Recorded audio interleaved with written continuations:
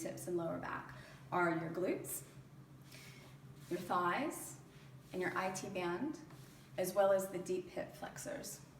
Having your myofascial release ball with you handy is helpful. You can take it with you wherever you go. Now remember that every time that you're sitting, you want to sit on the sitting bones. Now those of you that have an anatomy background, you'll know there's no such thing as the sitting bones, but they're the ischial tuberosities is what you need to sit on. It's super important. Cultures that grew up sitting on the floor, like this, do not have the kind of problems that we have in the lower back, knees, and ankles. The periphery serves into the core to the periphery. It all works together as a whole. So when you go to sit down at your desk, it's very important that your inner thighs, where the inner seams of your pants are, move back and wide. So you're actually sitting on those bones, the back of your butt. You take one hand in your inner thigh, one hand in your outer thigh, the same leg, and you roll your thighs back and apart. The sitting bones will broaden, the lower back arch will move in. It's so easy over time to start to down, down, down, down, down, and be sitting like this, and then all of a sudden, you're the little person with the short gait. We'll resist doing that. So while you're here sitting on your sitting bones, with your ball at your desk, you can place the ball right here at the back of your waistline. So you start with the rib cage where it moves out, follow the rib cage down and around till you get to the thick band of muscles that are right here. That's the easiest way to externally get into the deep hip flexor muscles that attach at the front of your spine to help you to stay upright. And so you lean back. If it's tender there, allow your body to melt. From there, roll small movements side to side, starting laterally with myofascial release that allows the fascia, the connective tissue, to soften, to settle.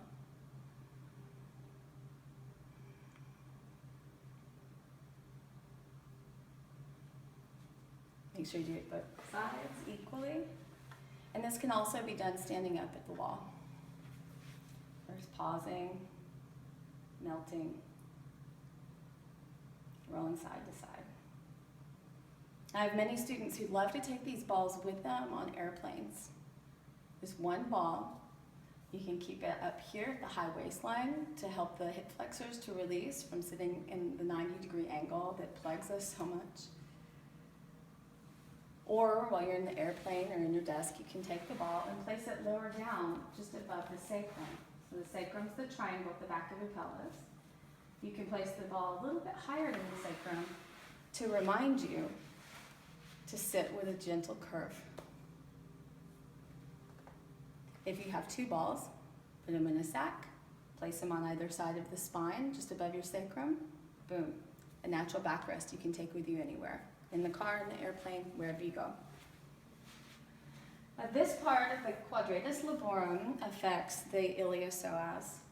Now, to get into the health of the lower back, knees, and how they work together, I'm going to show you a little movement that you can do anywhere. You don't have to change your clothes at all. So first, the thigh stretch, using a long rope if you need it.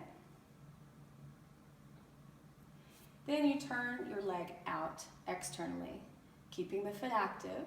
Hook your ankle on the outside of your thigh, and then down into a squat. Your inner thighs, the inner seams of your pants, lead the way. Sitting bones broaden.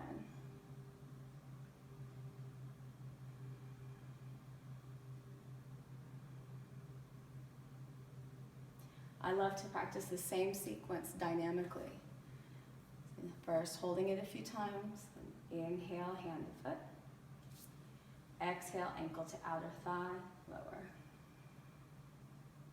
Inhaling, lift, hand to foot.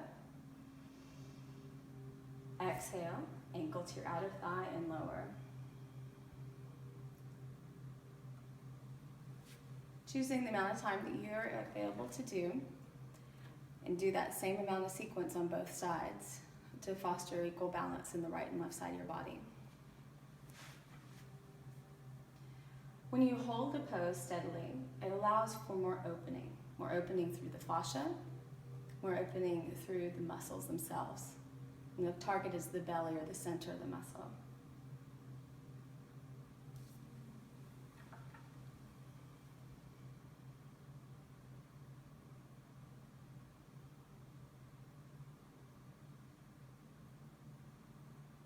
If you ever feel pain in your knee when doing this, it means you need to bring the knee in more laterally to the center line that goes through your body.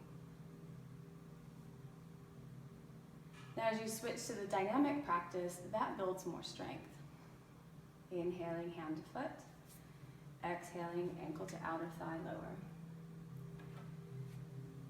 The practice from this perspective gives equal importance to both strength and flexibility. It's like each wing of a bird. They're equally important, and we continually practice for balanced action.